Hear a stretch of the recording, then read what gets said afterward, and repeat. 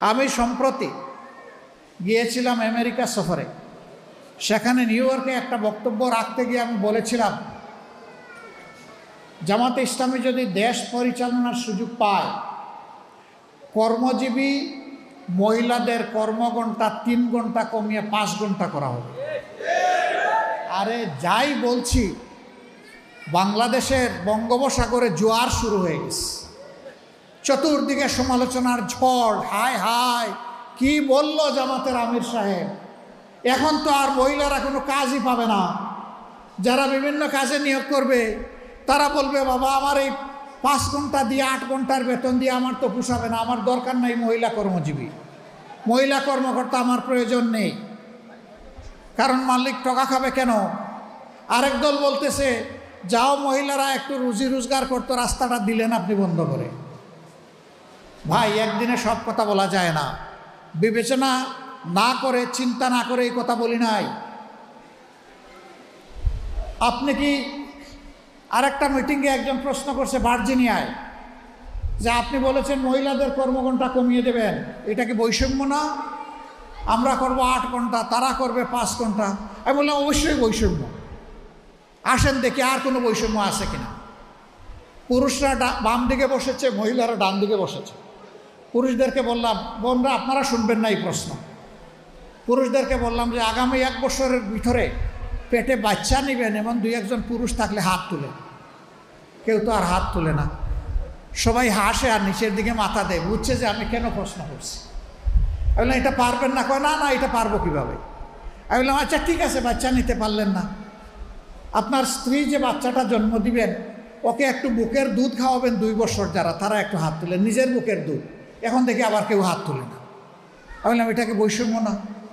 একজন পেটে গর্ভধারণ করলো, এরপরে বুকের দুধ দিয়ে বাচ্চাকে বড় করলো, আপনি কিছুই করলেন না, এটা কি বৈষম্য না? তো সে সব কিছু করবে, আবার প্রফেশনাল লাইফে এসে আপনার মতো 8 ঘন্টা কাজ তাকে করতে হবে, এইটাই বৈষম্য। এখন বলবেন যে শিল্প মালিক বাঁচবে কেমনে, সরকারের কাজ হবে কেমনে? অবশ্যই হবে।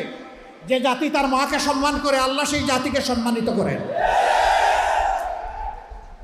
চোররা চুরি করে সমাজ থেকে পকেট কেটে লুণ্ঠন করে যেই টাকা দিয়ে যায়, সেই টাকা যদি ফেরত আসে, সেই টাকা যদি সদ্ব্যবহার করা যায়, মায়েকে রানীর মর্যাদায় প্রতিষ্ঠিত করা হবে ইনশাআল্লাহ। কার গায়ে জ্বললো আর কার গায়ে জ্বললো না এটা দেখার সময় আমাদের নেই। মারা 5 ঘন্টা কাজ করে 8 ঘন্টার বেতন পাবেন ইনশাআল্লাহ। তবে সেই 3 ঘন্টার বেতন শিল্প মালিকদেরকে দিতে হবে না, এটা দিতে বাধ্য থাকবে সরকার। একটা সমাজের ভিত্তি হচ্ছে পরিবার। পরিবার যে সমাজের সুন্দর, সেই সমাজ সুন্দর হয়। পরিবার যেখানে এলোমেলো, সেই সমাজ ধ্বংস হয়ে যায়। আমরা আজকে ধ্বংসের মধ্যে পড়ে গেছি, এই সমাজকে ধ্বংসের হাত থেকে উদ্ধার করতে হবে ইনশাআল্লাহ। আমরা একটা কল্যাণ রাষ্ট্র করতে চাই। সরকার সবার কাছ থেকে ট্যাক্স নেয়, সরকারের দায়িত্ব হলো সমাজের চাকা চালু রাখা। সরকারের দায়িত্ব হচ্ছে ওই সমস্ত মাদের বাকি 3 ঘন্টার বেতন পরিশোধ করা। কল্যাণ রাষ্ট্র যেদিন কায়েম হবে ইনশাআল্লাহ পর্যায়ক্রমে এই দেশ সেই জায়গায় গিয়ে উপনীত হবে। প্রথম দিনই হবে না, নিশ্চয়ই একথা জনগণ বুঝে। জনগণের ধৈর্য এবং সহযোগিতা আমাদের লাগবে। জনগণের যদি আন্তরিক সহযোগিতা এবং ধৈর্য পায় ইনশাআল্লাহ তা হবে। বলবেন ঠিক আছে, বেতন না হয়ে দিলেন, 3 ঘন্টা যে খালি হয়ে গেল, সেই কাজের গ্যাপ কিভাবে পূরণ হবে? দুনিয়ার বহু দেশে পার্ট টাইম সরকারি জব আছে। অনেক মহিলা 8 ঘন্টা সময় দিতে পারবে না, বাসার বাইরে তার বাচ্চা আছে, সংসার আছে, এই জন্য জব ছেড়ে দেয়। তারা যখন দেখবে 3 ঘন্টারও আমার একটা সুযোগ আছে, বলবে ঠিক আছে সেই 3 ঘন্টা আমি আমার প্রয়োজন পূরণ করে আসি। এখানে জব আরও বেড়ে যাবে, একজনের সাথে আরও 1/2 জন যোগ হয়ে যাবে। সুতরাং আগে যদি 100 জন জব পেয়ে তাকে এখন 150 জন পাবে ইনশাআল্লাহ। এইভাবে জবের সংখ্যা বেড়ে যাবে। কিন্তু আমরা কোনো মাকে কাজ করতে বাধ্য করব না। যার প্রয়োজন আছে, যোগ্যতা আছে, কাজ তার হাতে সম্মানের সাথে তুলে দেব। তার নিরাপত্তা কর্মক্ষেত্রে বিধান করা হবে ইনশাআল্লাহ। আবার মহিলাদের মাঝে, নারীদের মাঝে কেউ যদি বলেন যে আমি 8 ঘন্টা কাজ করেই 8 ঘন্টার বেতন নিতে চাই, তাকে সম্মানিত করা হবে বাড়তি ইনশাআল্লাহ। তিনি যে সম্মানটা দেখালেন রাষ্ট্রকে, এই জন্য তাকে সম্মানিত করা হবে। সম্মানিত করার বহু রাস্তা খোলা আছে। কাউকে বাধ্য করা হবে না, কাজ করতেও কাউকে বাধ্য করা হবে না, কাজ থেকে বিরত থাকতেও বাধ্য করা হবে না। এটা থাকবে অপশনাল চয়েস, অল্টারনেট চয়েস। এমন হলে কার অসুবিধা? গরম ভাতে বিলাই বেজায়। কারণ ওই ভাতে মুখ দিলে বিড়ালের মুখ পুড়বে। আমরা ঘুণে ধরা সমাজের আমূল পরিবর্তন চাই। একটা ঝাঁকুনি দিয়ে সমস্ত ময়লা আমরা ঝরাই দিতে চাই ইনশাআল্লাহ, বিইজনিল্লাহ। আমরা পারবো না, আল্লাহ যদি আমাদেরকে তৌফিক দেন ইনশাআল্লাহ আপনাদেরকে সাথে নিয়ে আমরা পারবো। আজকে মায়েদের ব্যাপারে এই কথা বলার আমার উদ্দেশ্য ছিল। আপনারা কি খুব কষ্ট পেয়েছেন? এখন বলবেন আমাদের থাকলো টাকি গেল তো, সব গেল, সব তো ওনাদেরকে দিয়ে দিলেন। যেই স্বামী তার স্ত্রীকে রানীর আসনে প্রতিষ্ঠিত করে সেই স্বামী রাজা হয়, আর যেই স্বামী তার স্ত্রীকে অপমান করে সেই স্বামী কামলা হয়। আপনারা রাজা হতে চান না কামলা হতে চান? 2 নম্বর, ওই স্ত্রী যিনি মর্যাদা পাবেন, সম্মানিত হবেন, তিনি চিন্তা করবেন আমার যে স্বামী আমাকে এতটা সম্মান দিয়েছে, আমারও দায়িত্ব আছে তাকে সম্মান দেওয়া। সুতরাং এই সংসার শুধু ভালোবাসার হবে না, এই সংসার সম্মানে সম্মানে ভরে যাবে ইনশাআল্লাহ। আমরা সেই পরিবার, সেই সম্মান গঠন করতে চাই। আজকে কি হয়েছে? ওই সম্মান, ওই মর্যাদা, ওই ভালোবাসা না থাকার কারণে সন্তানরা বিপদগামী হয়। পুলিশ অফিসারের মেয়ের হাতে অফিসার নিজে এবং তার স্ত্রী টুকরা টুকরা হয়। যেই পুলিশ অফিসার সমাজের নিরাপত্তা বিধান করবেন, দুঃখজনকভাবে তাকে সেই পরিণতি বহন করতে হয়। এটা কি জন্যে? ওই মেয়ের শিক্ষার অভাব ছিল না, ওই মেয়ের সুশিক্ষার অভাব ছিল। আমরা মায়েদের এই মর্যাদা প্রতিষ্ঠিত করব, সমাজের প্রত্যেকটি শিশুকে সুশিক্ষিত করে ইনশাআল্লাহ। এখন আবার কেউ যদি বলে যে জামাতে ইসলামী সব ঘর খালি করে, এখন তো মেয়েদেরকে দেখি বের করে দিবে, যেভাবে লোক দেখাচ্ছে। আগেই বলেছি, যার প্রয়োজন আছে এবং যার যোগ্যতা আছে সে আসবে। যিনি তার কর্মক্ষেত্র হিসাবে বাসাকেই, পরিবারকেই বাছাই করে নেবেন, তাকেও ভিন্নভাবে সম্মানিত করা হবে ইনশাআল্লাহ। তিনি রত্নগর্ভা মা হিসাবে মেডেল পাবেন, সম্মান পাবেন, রাষ্ট্রের পক্ষ থেকে আরো বহু ইজ্জত তিনিও ভোগ করবেন ইনশাআল্লাহ। এ রাষ্ট্রে কেউ বঞ্চিত হবে না, সবাই এই রাষ্ট্রের নাগরিক হিসাবে পরিচয় দিয়ে সম্মানিত বোধ করবে, আনন্দিত হবে ইনশাআল্লাহ, গর্বিত হবে ইনশাআল্লাহ। মাথা ছুটো হবে না, ঠোঁট শুকায় যাবে না, দুনিয়ার কারো সামনে মাথা নত হবে না। সেই জাতিটা আমরা বিল্ড আপ করতে চাই। যুবকরা যারা বিয়ে করেন নাই একটু হাত তোলেন তো দেখি। যাদের বিয়ে বাকি হাত তুলেন। আর এইটা লজ্জার ব্যাপার নাকি? তুলেন, হাত তুলেন, দায়িত্ব আছে না আমাদের? গোটাগালি করা লাগবে না, হাত তুলেন। আলহামদুলিল্লাহ, বিপুল হাত উঠেছে চতুর্দিকে।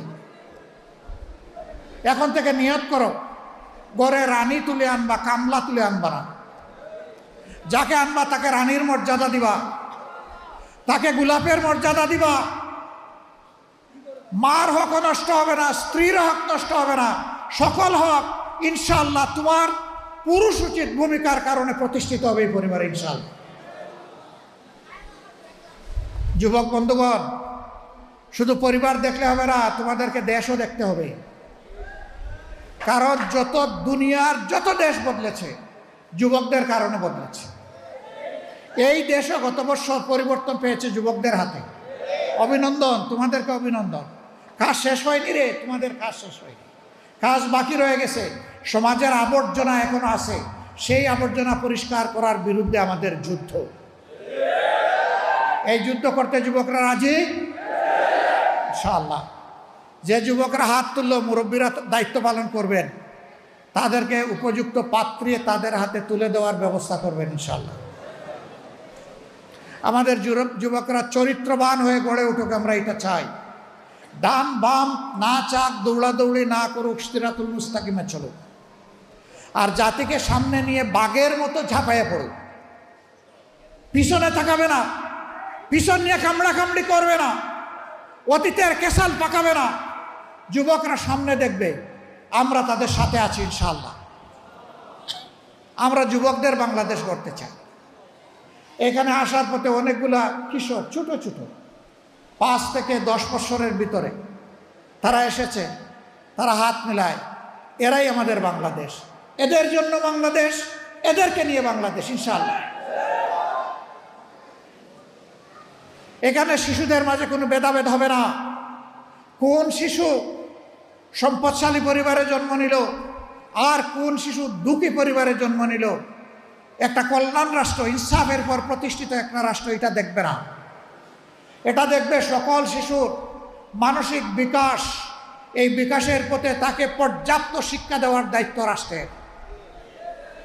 এই শিক্ষা ইনশাআল্লাহ সকল শিশুর জন্য নিশ্চিত করা হবে। তাহলে আজকে অনাদরে, অবহেলায়, অযত্নে যেই মেধাগুলা ঝরে পড়ে, স্কুলে যেতে পারে না, গেলেও তার মা বাবা বেতন দিয়ে তার শিক্ষা চালাইতে পারে না, সেখান থেকে সমাজের মণিমুক্তা বের হয়ে আসবে ইনশাআল্লাহ। সেই সব মণিমুক্তা দিয়ে আমরা মালা সাজাবো। আমরা সেই সোনালী সমাজ গড়ার স্বপ্ন দেখি। এই সোনালী সমাজ গড়ার স্বপ্নে সারথি আপনারাও হবেন, এটি আপনাদের প্রতি আমাদের আহ্বান। আমাদের কথা যদি খারাপ লাগে আমাদেরকে বলবেন, যদি ভালো লাগে বিশ্বাস করবেন, তাহলে এটা জনগণকে বলবেন, জনগণের কাছে ইনশাআল্লাহ পৌঁছে দিবেন। আপনারা কি আমার এই অনুরোধটা রক্ষা করবেন? আপনাদেরকে অসংখ্য মোবারকবাদ। 15 নম্বর আসনে আমার প্রিয় সংগঠন আমাকে দায়িত্ব দিয়েছে এখানে আপনাদের প্রতিনিধিত্ব করার আগামী দিনে, যদি আল্লাহ কবুল করেন। আমি আপনাদেরকে কথা দিচ্ছি, আপনাদের সমস্যা নিয়ে আমার কাছে পয়সা খরচ করে যেতে হবে। আমি এবং আমার নিয়োজিত লোক আপনাদের কাছে আসবে পয়সা খরচ করে এসে। এটি হবে আমাদের দায়িত্ব।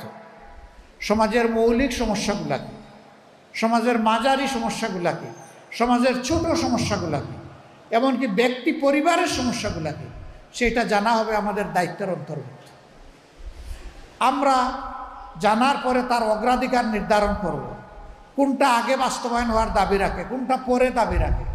অগ্রাধিকার সাজিয়ে আপনি যে আমাকে দায়িত্ব সমঝাই দিলেন, আপনাকে নির্ধারিত সময়ের ভিতরে জানিয়ে দেওয়া হবে এই কাজটি আপনার ন্যায্য পাওনা ছিল, এটা হয়েছে। এইটা আপনার ন্যায্য নয়, এটা হবে না, এটা অন্যজনের ন্যায্য, তার পাওনা তাকে সমঝিয়ে দেওয়া হয়েছে। এই কাজটা আপনার ন্যায্য, কিন্তু এটা এখন আমরা করতে পারি নাই, এটা আন্ডার প্রসেস। আপনি আশা করি এতদিনের মধ্যে আপনার এই কাজের রেজাল্ট আপনি পাবেন। তাহলে একটা মানুষ অনিশ্চয়তায়, হতাশায় ভুগবে না, তার একটা আস্থা থাকবে যে আমার ওই সময় ফলটা পেকে আমার হাতে আসবে, আমি আমার ফলটা পাবো ইনশাআল্লাহ। আমরা সেইভাবেই আমাদের সমাজকে, শুধু 15 নম্বর আসন না ভাই, 56,000 বাংলাদেশ মাইলের বাংলাদেশকেই আমরা করতে চাই। একা একটা আসন কি আলাদা হয়ে যাবে? সারা বাংলাদেশ যেমন হবে 15 নম্বর তেমন হবে। অসংখ্য সমস্যা এখানে আছে, আমি ঘুরে ঘুরে বোঝার চেষ্টা করছি, আপনাদের থেকে শোনার চেষ্টা করছি। মিটিংগুলোর মাঝখানে যাদের সাথে বসার সুযোগ পাই তাদেরকে জিজ্ঞেস করি কি কি বিষয় বলেন, শুনি, এরপরে নিজের চোখ দিয়ে ওগুলো দেখার চেষ্টা করি, নিজের বিবেকের সাথে মিলানোর চেষ্টা করি। আমি মানুষটা অমর নয়, মরেই তো গেছিলাম 19 জুলাই। আল্লাহ আমাকে সেকেন্ড লাইফ দিয়েছেন, আলহামদুলিল্লাহ। আপনারা দোয়া করেছেন, আমি আপনাদের কাছে কৃতজ্ঞ ঋণী। দোয়া করবেন, হায়াত আল্লাহ যতটুকু দিবেন সেই হায়াতটা যেন মানুষের কল্যাণে হয়। আপনারা একটু দোয়া করবেন তো। আমি কিন্তু আপনাদের কাছে বুট চাই নাই, মন খারাপ করছে? সবাই তো এসে বুট চাই, আমি যে চাইলাম না, এটা কি আমার অপরাধ? কেন আমি চাই নাই জানেন? আমি বিশ্বাস করি আল্লাহ আপনাদের প্রত্যেককে পর্যাপ্ত বিবেক দান করেছে। কোনটা ভালো, কোনটা মন্দ, কোনটা ন্যায়, কোনটা অন্যায়, আগামীর জন্য কোনটা কল্যাণকর হবে এবং কোনটা কল্যাণকর হবে না, তা বোঝার জন্য আমি বিশ্বাস করি আপনারা সকলে যথেষ্ট।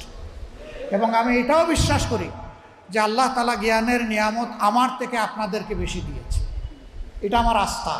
আপনাদের প্রতি এটা আমার সম্মানবোধ, আমি এটাই মনে করি। এই জন্য আমার চাওয়ার প্রয়োজন নেই, আপনিই ঠিক করবেন আগামী দিনে আপনি কাকে আপনার আমানত সমঝাবেন। আল্লাহ আমাদের সবাইকে আগামী দিনে সঠিক সিদ্ধান্ত নেওয়ার তৌফিক দান করুন। আমরা এই কয়টা মানুষ সিদ্ধান্ত নিলে হয়ে যাবে না, তো গোটা সমাজের সহযোগিতা লাগবে। এই জন্যে আমার যে কথাগুলো সঠিক মনে করেন, আমি অনুরোধ করব যে আমার মতো করে আপনারা মেহেরবানি করে সমাজের মানুষের কাছে এই কথাগুলো পৌঁছায় দেবেন।